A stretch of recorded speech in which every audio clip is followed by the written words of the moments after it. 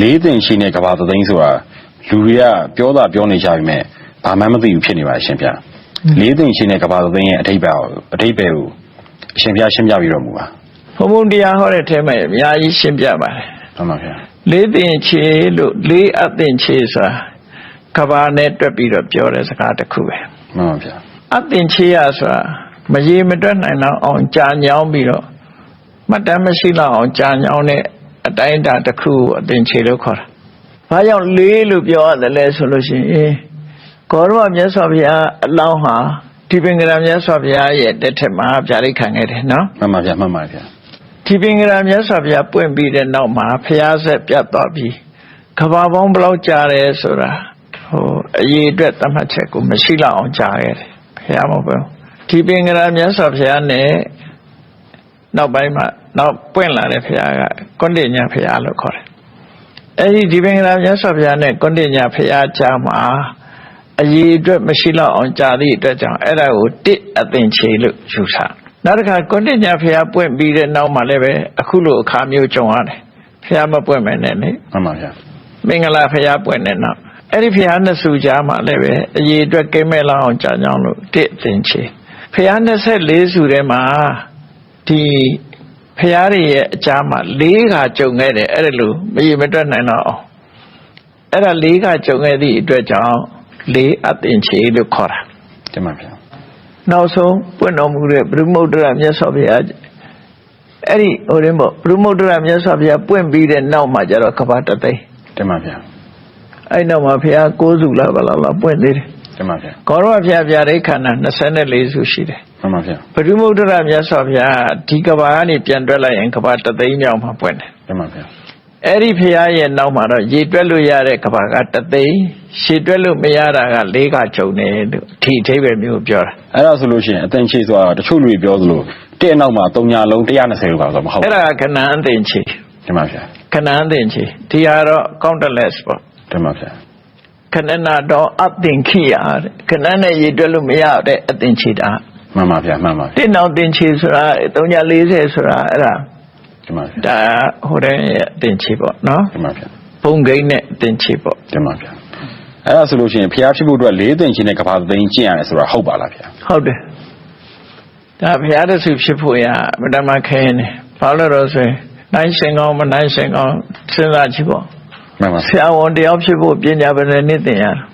အနည်းဆုံးတော့9နှစ်လောက်တော့တင်ရအဲ့လိုပေါ့ဘုရားဖြစ်ဖို့ဆိုတာတော့ကနေ့လုံးနဲ့ဖြစ်ရမယ်ဆိုဖြစ်နိုင်မှန်ပါဗျာအလုံးဟာဒီလေ့ကျင့်မှုတွေသင်ကြားမှုတွေဘုရားဆိုတဲ့ပုဂ္ဂိုလ်လို့ပြည့်စုံတဲ့ပုဂ္ဂိုလ်ဟာခဏချင်းနဲ့ဖြစ်ငါဖြစ်သွားတယ်ဆိုရင်ဒါမပြည့်စုံတဲ့ပုဂ္ဂိုလ်ဖြစ်နိုင်မှန်ပါဗျာမှန်ပါဗုဒ္ဓရဲ့အဆိုအရဒီကဘာမှာဘုရား9စုပွင့်မယ်လို့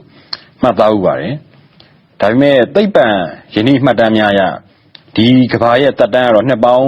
4.5ဘီလီယံတက်တန်းရှိပြီလို့သိရပါတယ်ဒါဆိုရင်ပွင့်တော်မူခဲ့တဲ့ဘုရားလေးစုဟာပြီးခဲ့တဲ့နှစ်ပေါင်း4.5ဘီလီယံအတွင်းမှာပွင့်ထွန်းခဲ့တာဖြစ်ပါသလားရှင်ဗျာနောက်တစ်ခုကကြတော့နောင်ပွင့်မဲ့မြတ်စွာဘုရားကရောဘယ်တော့လောက်မှပွင့်နိုင်မှာပါလဲလက်ရှိဘုရားအလောင်းတော်ကရောဘယ်ပုံမှာရှိနေနိုင်ပါလဲရှင်ဗျာခုခေတ်လူတွေသိပ္ပံစကားတွေပြောတဲ့အတိုင်းအတာတစ်ခုကအလွန်နည်းပါတယ်မှန်ပါဗျာနော်ဒီကဘာကြီးကိုသူတို့က4.5 ဘီလီယံလို့ပြောတာဟာသူတို့ခံမှန်းပြီးပြောတဲ့စကားများတာဖြစ်တယ်မှန်ပါဗျာ4.5 ဘီလီယံနဲ့ရှေ့ကြတာကိုသူတို့မသိနိုင်ဘူးမှန်ပါဗျာခံမှန်းပြောကြရမယ်ဆိုရင်ဒီကဘာမှာဘုရား9စုပွင့်နေဆိုဟုတ်တယ်ဒါကြောင့်ဗဒ္ဒကဘာလို့ခေါ်တယ်မှန်ပါဗျာဘာကြောင့်ဘုရား9စုပွင့်တယ်လို့ကျွတ်တင်ပြီးတော့သိနိုင်တယ်လဲလို့ဆိုလို့ရှိရင်ကဘာဥကာလကဘာကြီးပျက်စီးသွားပြီးတဲ့နောက်မှာကဘာကြီးကပြန်ပြီးတော့ရှည်ပြင်းကြီးကပြန်ဆတယ်မှန်ပါဗျာအာဂါသထဲမှာရှည်ပေါက်ကြီးတစ်ခု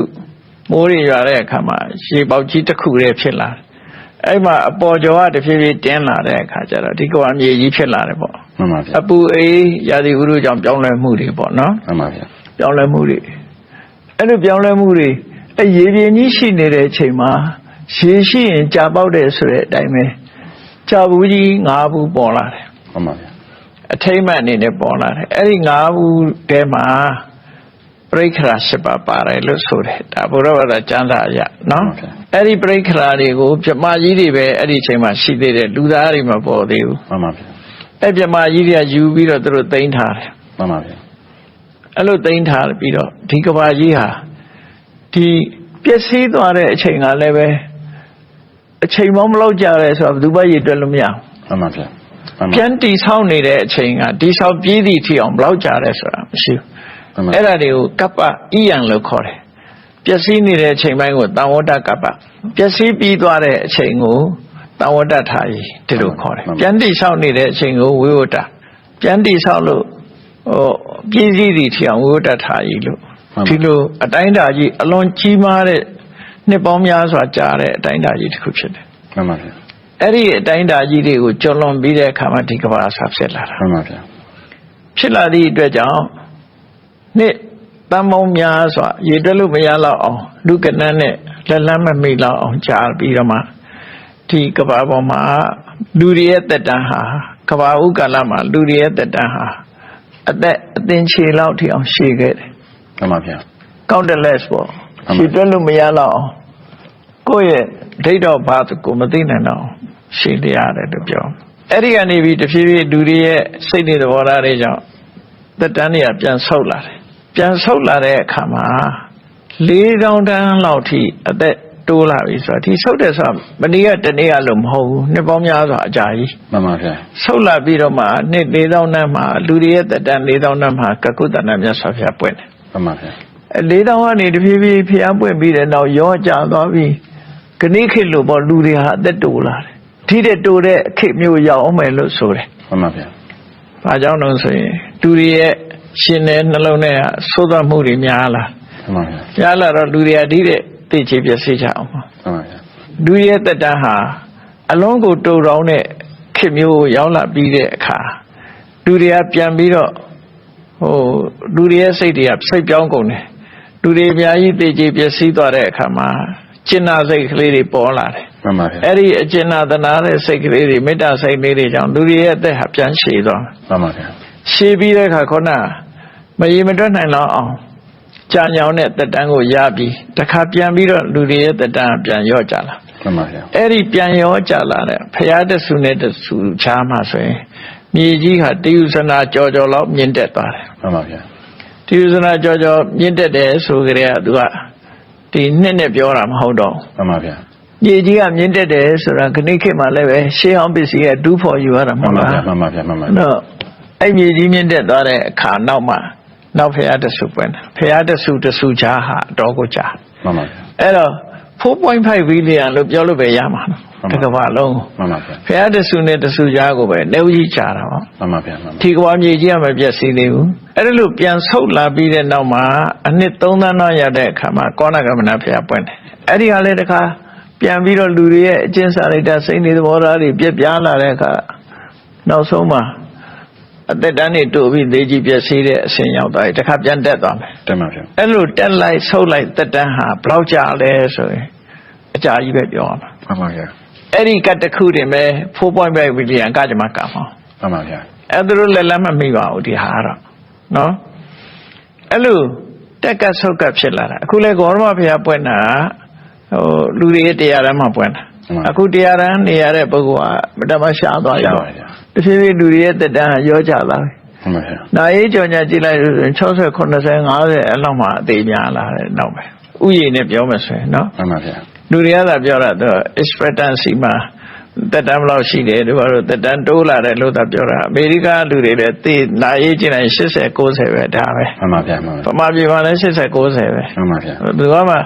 အရေးအတွက်အပြင်ပိုးရှိတဲ့လူပေါ်ခြင်းပေါ်မှာပေါ့နော်သေတာတော့ဒီသေနေပြီပဲ မှန်ပါဗျာမှန်ပါဗျာ အဲ့တော့တက်တန်းကတဖြည်းဖြည်းနောက်စနစ်တန်းဆိုတာထိအောင်ရောက်သွားပြီးတော့လူတွေဟာလူကမျိုးတုံးတော့အောင်ကိုသေကြကြကြမှာပေါ့ တင်ပါဗျာ အဲ့ဒီကမှပြန်တက်လာမယ်ပြန်တက်လာပြီးတော့အသက်တန်းဟာအလုံးကိုကြာရှည်ပြီးတော့ခုနကမြေကြီးကဘာမြေကြီးဟာအထက်ကိုတယုဇနာဆိုတာ10မိုင်လို့လည်းပြောတယ်12မိုင်လို့လည်းပြောတယ်ဒါကတော့အယူဆနဲ့နဲ့꿰တယ်နော် မှန်ပါဗျာ အိန္ဒိယမှာဆိုတဲ့ယူဇနာအတွက်နဲ့ပြန်ပြီးတော့အခုကီလိုမီတာနဲ့ပြန်တွဲရင်တော့အတိအကျရကောင်းရလိမ့်မယ် မှန်ပါဗျာ တက်ပြီးတော့ပြန်ဆုတ်လာတဲ့အခါမှာလူတွေရဲ့အသက်8000တန်းလောက်မှာနောက်ဖျားပွင့်မှာ တင်ပါဗျာ ဒါအစားတွေမှာအဲ့လိုပဲဆိုတယ် မှန်ပါ နော်နောက်ပြန်ပွင့်မယ်အဲ့လိုတက်ကကြောက်ကဈားတွေကအကြာကြီးပဲ မှန်ပါဗျာ တို့ကအဲ့နောက်ဖျားပွင့်ပြီးတဲ့အခါအခုလိုဆုပ်ပြီးတော့မှဒီကဘာကြီးကမီးလောင်ပျက်စီးတာလည်းဖြစ်မယ်ရေမျောပျက်စီးတာလည်းဖြစ်မယ်အဲ့လိုတစ်ခုတော့ပျက်စီးသွားမယ်လေထဲမှာပျက်စီးသွားတာလည်းဖြစ်နိုင်တယ်ပြတ်တာတော့ပျက်စီးသွားမှာပေါ့နော် မှန်ပါ နောက်ဖျားကဘယ်တော့လောက်ပွင့်မှလဲလို့ဆိုတဲ့အခါမှာအခုလူတွေအားလုံးဟာစနစ်တန်းရောက်သွားပြီသိမယ် တင်ပါဗျာ အားလုံးလူသားမျိုးနဲ့အခုခေတ်ကအဲ့ဒီပဲတာဆူနေတာစဉ်းစားကြည့်လေဒါနဲ့ခုတ်တက်လို့ကတစ်ချိန်တည်းမှာဘယ်နှယောက်သိ တယောက်စားနှစ်ယောက်စားပါဗျာ တနက်နဲ့ပြစ်တတ်ရင်လည်းပဲဟုတ်တယ်မဟုတ်လား မှန်ပါဗျာ တလောတော့နေဦးစီလမ်းမှာဆိုတက်နဲ့လိုက်ပြည့်နေဘယ်နှယောက်ဖက်သေးတယ် ဆယ်ကနန်းရာကနန်းပါဗျာ အဲ့ဒါရကနာအနုပြုကုန်ချလိုက်ရင် တောင်းဝန်းလောက်ထိသိနေတယ် အစွမ်းထက်တဲ့လက်နဲ့တွေသုံးမယ်သုံးရုံနဲ့မကဘူးဒီအစွမ်းထက်တဲ့လက်နဲ့တွေတိုးလောင်ထားတာက unknown cost ကြောင့်ကြောက်သွားမယ်ဆိုရင်ကဘာကြီးက exposition ဖြစ် blow ဆိုပြတ်သွားမှာပဲသိကြတယ် မှန်ပါဗျာမှန်ပါဗျာ ချက်ချင်းကြီးသိသွားမှာပဲအကောင်လုံး မှန်ပါဗျာ အစွမ်းထက်တဲ့လက်နဲ့လူသားမျိုးတွေဟာ9ရက်အတွင်းမျိုးတုံးသလောက်ဖြစ်သွား မှန်ပါဗျာ အဲ့လိုမျိုးတုံးသွားပြီးတဲ့အခါမှာဒီလိုဖြစ်တာဟုတ် မှန်ပါဗျာ အဲ့တော့နှစ်ပေါင်းများစွာကြာပါတယ် မှန်ပါဗျာ ကိုယ်ရင်းနဲ့ပြောလို့မရပါဘူးကိုရောမြတ်စွာဘုရားပွင့်သွားတာတောင်မှခုနှစ်ပေါင်း2500 2600လောက်ပဲရှိသေးတယ် မှန်ပါဗျာ ဘုရားပွင့်သွားတာဟုတ်တယ်မဟုတ်လား မှန်ပါဗျာ ဘယ်တော့လောက်ပွင့်မယ်လဲဆိုရင်အခုကြပြီးရင်လူသားမျိုးနဲ့တိုးသလောက်ဒုက္ခရောက်ပြီးတဲ့အခါအသက်တွေပြန်ရှည်ဦးမှာရှည်ပြီးအသင်ခြေတန်းရောက် မှန်ပါဗျာ အသင်ခြေတန်းရောက်ပြီးတဲ့အခါမှာပြန်ပြီးအသက်ဆုပ်လာတဲ့အခါမှာ8000တောင်းရောက်လာမယ်အဲ့ဒီကျမှပွင့် မှန်ပါဗျာ လူတွေရဲ့သက်တမ်းဟာ8000တန်းထိအောင်သက်ရှင်လာအဲ့ဒီအချိန်မှာပွင့် တင်ပါဗျာ ဖះဟာတက်ကတ်ကိုမပွင့်ဘူးတဲ့တက်တဲ့အချိန်ပိုင်းကိုမပွင့်ဘူးလူတွေရဲ့သက်တမ်းဆုပ်တဲ့အချိန်ပိုင်းမှာပွင့်တက်တဲ့အချိန်တွေကိုလူတွေကတရားသဘောပေါက်မှာမဟုတ်ဘူး မှန်ပါဗျာ ဆုပ်လာတဲ့အချိန်ပိုင်းမှာဒုက္ခတွေကြုံတဲ့အခါမှာတရားဟောလို့ရမှာဖြစ်တယ် မှန်ပါဗျာ ဒါကြောင့်မို့8000နဲ့တသိန်းအထက်ကြာလို့ရှိရင်လည်းဖះပွင့်လို့မရဘူးမပွင့်ဘူးတရားအောက်ကြာရင်လည်းမပွင့်ဘူး မှန်ပါဗျာ တရားအောက်ဘာလို့ပွင့်တာလဲဆိုလူတွေကခေါင်းမာသွားပြီပြောလို့နားမထောင်တော့ခဏခေတ်လူတွေတော့ဘလောက်ခေါင်းမာကုန် မှန်ပါ စဉ်းစားကြည့်ပေါ့နော် မှန်ပါဗျာ လောဘဒေါသမောဟတွေကကြီးလာတဲ့အခါကျလူတွေကခေါင်းမာသွားပြီပြောလို့နားမဝင်တော့ မှန်ပါဗျာ အဲ့ဒါကြောင့်မပွင့်ဘူးလို့အဲ့တော့နောက်ဖျားပွင့်တာခုနတက်ကတာပြီးပြန်ဆုပ်လာတဲ့လူသက်တမ်းနှစ်8000မှပြောမယ်လို့ဗီဒီယိုနဲ့တွေ့ပြလို့လည်းမရဘူးဒါတော့မှနော်ဘာလို့ဆိုတက်တာအကြတာမြန်တာလည်းရှိမယ်နှေးတာလည်းရှိမယ်သူပြောလို့မရဘူးနော် တင်ပါဗျာ လက်ရှိဖះအလောင်းတော်ကတော့ဘယ်ဘုံမှရှိနေနိုင်တယ်လဲဆိုရင်ဖះအလောင်းတွေကတော့တုတ်တိတာဘုံမှာပဲရှိကြတယ်နတ်ပြည်6ထပ်တွေကတုတိတာဆိုတာအမြဲတမ်းကျင့်တတ်နေတဲ့စိတ်ချမ်းသာကိုယ်ချမ်းသာရှိတဲ့ဘုံမျိုးပေါ့နော် မှန်ပါဗျာ ကျင့်တတ်နေတာအလွန်ကောင်းတယ်အခုလူတွေကမကြည်မနှက်တွေအများကြီးဖြစ်နေတယ်ခွာ မှန်ပါဗျာမှန်ပါဗျာ ပန်းချမ်းသာတဲ့လူကလည်းမကျင့်တတ်ဘူး မှန်ပါဗျာ ယာရုရှိတဲ့လူကလည်းမကျင့်တတ်ဘူးယာရုမဲ့တဲ့လူကလည်းအားလုံးကမကျင့်တတ်မှုတွေများနေကြတယ် မှန်ပါဗျာ ကျင့်တတ်ပြီဆိုရင်လူတွေကဒုက္ခပေးမှာမဟုတ်တော့ဘူးလေ မှန်ပါ